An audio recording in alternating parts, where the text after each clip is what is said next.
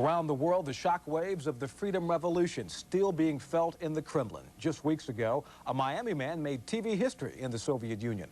Channel 4's José Díaz Balart has that Moscow exclusive. He joins us now with details. Jose? Tom, he is a third-generation Russian, a man whose parents were forced out of Russia by the communists. Well, he returned to Moscow and made history on Soviet television.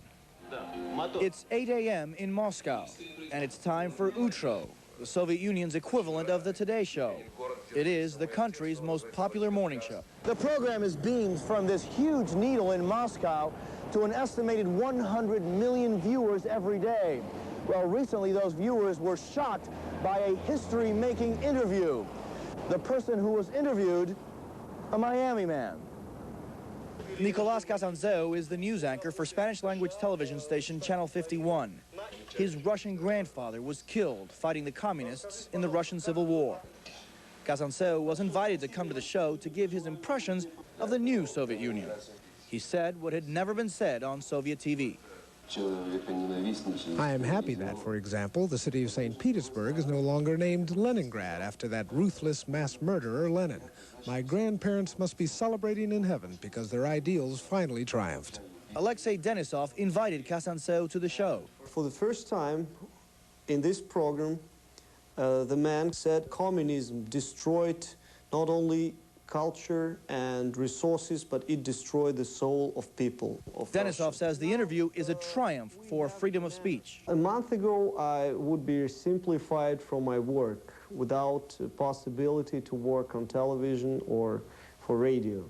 But 7 years ago, well, of course, first I'll be in Lefortovo, which is KGB prison in Moscow, and then they will decide where to send me, to the mental hospital or to Siberia.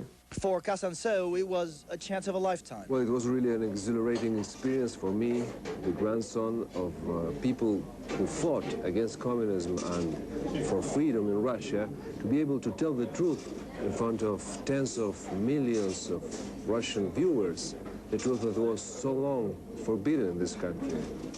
And for the dozens of people who called the Soviet TV station in support of Kasanzew that day, it was a chance to experience freedom of expression, just one of the results of the Freedom Revolution.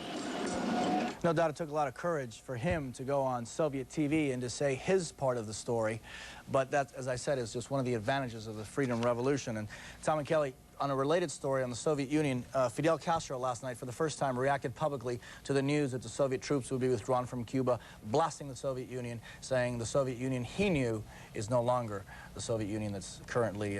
That's what you call cutting off the hand that used to feed you. Yeah. All right. Thanks, Jose. Well, a post-Civil War epic has the nation all aflutter tonight. A closer look at the sequel to Gone with the Wind. Plus, the creator of hundreds of memorable children's classics has died. The man behind Dr. Seuss at 6:10. Then at 6:15, a pop